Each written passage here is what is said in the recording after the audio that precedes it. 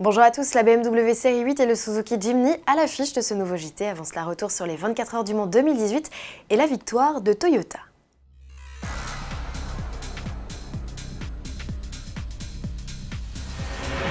Toyota entre dans l'histoire des 24 heures du Mans. Le constructeur japonais inscrit enfin son nom sur la liste des marques victorieuses.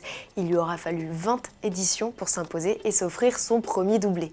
Seule écurie d'usine présente dans la catégorie des LMP1, elle a très largement et logiquement dominé l'épreuve avec ses prototypes hybrides. Au final, c'est l'équipage de la numéro 8 composé de Sébastien Buemi, Kazuki Nakajima et Fernando Alonso, le rookie de la bande, qui l'emporte avec 2 tours d'avance sur la numéro 7 du trio, Lopez Kobayashi Conway. Le pilote espagnol, enchanté par l'épreuve, touche du doigt son rêve de remporter la triple couronne, Grand Prix de Monaco, 24 heures du Mans, 500 miles d'Indianapolis, un combo que seul le pilote Graham Hill détient à ce jour. Le podium de la catégorie reine est complété par la numéro 3 du team privé suisse Rebellion, où officie notamment le jeune prodige français Thomas Laurent. En LMP2, le team russe G-Drive, emmené par Jean-Éric Vergne, s'impose devant l'Alpine numéro 36 du trio Lapierre, Thirier, Negrao, un podium en clin d'œil à la victoire historique de l'équipe Renault-Alpine en 1978.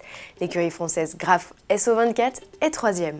Enfin, Porsche domine la catégorie GT avec une victoire chez les pros grâce à la numéro 92, reconnaissable à sa livrée rose de petit cochon, et chez les amateurs avec la 77 du team de l'acteur Patrick Dempsey. Côté public, la participation est en légère baisse, mais vous étiez tout de même près de 257 000 à admirer les bolides sur le circuit. Les organisateurs vous donnent d'ores et déjà rendez-vous les 15 et 16 juin 2019 pour la 87e édition.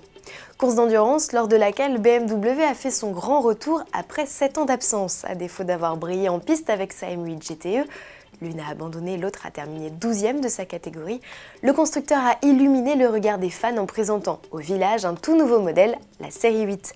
Cela faisait près de 20 ans que le nom avait disparu de la gamme. Cette deuxième génération conserve l'ADN du modèle initial lancé en 89. Il s'agit d'un grand coupé 2 portes et 2 plus de place aux lignes résolument sportives. Sentiment renforcé par sa faible hauteur, 1,34 m, des surfaces vitrées réduites et un pavillon très plongeant dont la ligne rappelle à certains celle de la Mustang. À l'instar du SUV X5, le coupé s'offre une nouvelle calandre et un regard plus acéré. Dans l'habitacle, c'est débauche de luxe et de technologie avec aide à la conduite à foison et écran à l'appel dont un combiné d'instruments 100% numériques qui signe la fin des compteurs ronds. La boîte automatique à 8 rapports, commande au choix un diesel de 320 chevaux ou un V8 4 litres 4 biturbo de 530 chevaux. La puissance est envoyée aux 4 roues. Les séries 8 reçoivent d'office une suspension adaptative. Côté tarif, le ticket d'entrée est fixé à 99 700 € et peut grimper jusqu'à 124 750 € pour la M8 50i. Si vous l'avez raté au Mans, BMW vous donne rendez-vous sur son stand du Mondial de l'Automobile de Paris début octobre.